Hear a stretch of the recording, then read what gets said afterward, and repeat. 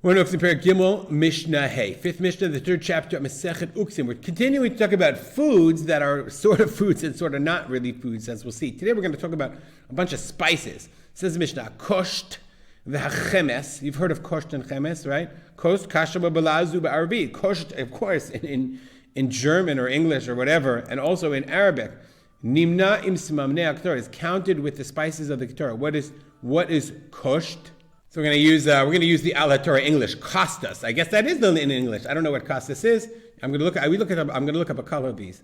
Chemes, yesh pirshu zagnavil. Some say it's ginger. Yesh pirshu kidamon. We have no idea what these things are. But these are. I love about this. It's fascinating to see the stuff that they ate. V'rashei b'samim had some kinds of heads of spices. Egos muscato, vineyard, all other kinds of spices that give a nice smell. V'hatia, so tia I actually looked up. Tia, this is a fascinating one. Tia is root of crowfoot, ranunculus, used as spice, but considered poisonous for beasts. So there should be a jasper, a bonus here, uktzim, right? Tia. Some say tia is the root of asafoetida. Some say, why? Because if you look at the crowfoot, ranunculus is a kind of buttercup, right? But if you also look down, it says its uses, all ranunculus species are poisonous when eaten fresh. Okay, poisoning in livestock can occur. So they must have really either been very hungry or known how to process this tia to produce some kind of taste. Ve'achiltit, okay, chiltit is really interesting. Chiltit, I looked this one up also. Chiltit is we had crowfoot. Asafoetida. Asafoetida, let me see if I can find where I put this on the chilti. I can put this on the internet. Asafoetida is a plant that has a bad smell. It tastes bitter. It's sometimes called devil's dung. People use the resin as medicine. Sounds. I mean, don't get me wrong. Like you're learning a lot about how they lived in the times of the Mishnah. It's actually asafoetida is used nowadays as an Indian spice. So if you go to an Indian restaurant and they serve you chilti, he says, even though it stinks, they used to put it in their food. So interesting. Pilpulin, peppers. V'chalot charia. One more, let's do one more. Chalot charia, what is that? Peppers or saffron bundles, right? Wild saffron, the Bartenura says.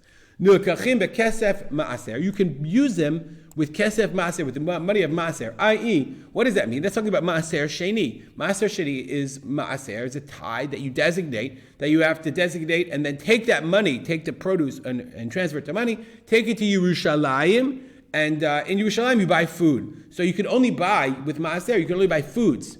Okay, so but these things, the Mishnah says, or the Tanakama says, or Rabbi Akiva says, are food for the purpose of kesef ba'aser, but ve'einam mitamin tumat ochlin, but they cannot become tamei tumat ochlin. The way they are, the quantity, they're not foods in and of themselves. Now, it's a really interesting question. I don't know anything about these spices. If you know about them, I'd be happy to learn about them. But are these all the spices they used? And that's Rabbi Akiva's position about spices, or just spices that have a negative side, have a bad taste, have like even all of them. Zagnival, they're not edible in and of themselves. All of these things, most spices are not edible in themselves. Maybe is it all spices or just some spices? So Rabbi Akiva created an interesting category of food where it's food that you can use to purchase with kesef maaser, with the money of maaser, but it's not food vis-a-vis tumat ochlin. Amar Rabbi Yochanan ben Nuri. Rabbi Yochanan ben Nuri said, one second, im nilkachim bekesef maaser. If you can buy these things with kesef maaser, mibnei ma ein metamin tumat ochlin. Why can't they become tamei tumat ochel? V'im einam metamin tumat ochlin. And if they're not able to become tamei, the tumah of food, avheim lo yikachu bekesef maaser. Then you should be able to buy them with the money of maaser. Meaning, pick one. It's either if it's food, then the rules of food should apply. Then you can use the money of maaser to buy it, but then it also should become tamei. It's a viable candidate to become tamei for food tuma. And if not for one, then it's also not for the other. And Bartenura points out. He says, "V'chein halacha." The halacha is like Rabbi Yochanan ben Nuri. Ein mitamin tumat ochlin, ve'ein nekachim bekesef maaser. You get it's one or the other. It's neither. You can't. They're not tamei tumat ochlin. They're not food for tuma. But also, you can't use kesef maaser to buy them. Again, that goes back to our original question: any spices or just these spices because they have a negative aspect to them? Not sure. If you know, send me an email. I'd love to hear your position on this. If you know about these spices, there are people out there who know about all kinds of different things. You could get on our Telegram channel, send me a WhatsApp. I'd love to know. we'll dedicate our learning to the memory of my father, Rav Simcha ben Yitzchak Kalman. Make it a great day.